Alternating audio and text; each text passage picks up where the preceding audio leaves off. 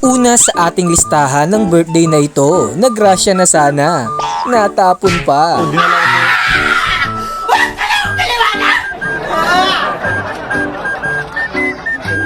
Sunod natin ang kakaibang electric pan na ito na talagang hindi ka na maiinitan. Ang galing! Ang galing!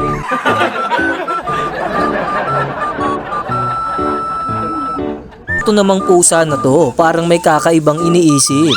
Listen, look, and listen, and learn.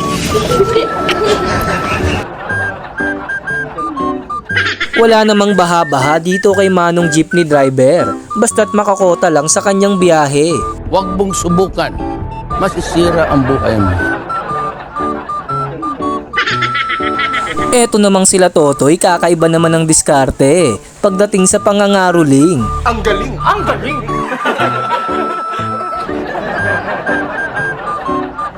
Sunod natin ang aso na ito na nagmamakaawa siya sa kanyang amo.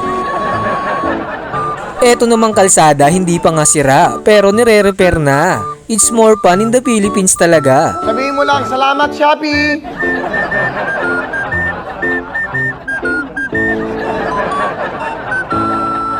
Ang galing! Ang galing! Next natin ang pusa na ito, nakakaiba naman ang trip niya sa kanyang buhay. Next natin ang karinderya na to na may kakaibang strategy at talagang matatawa ka.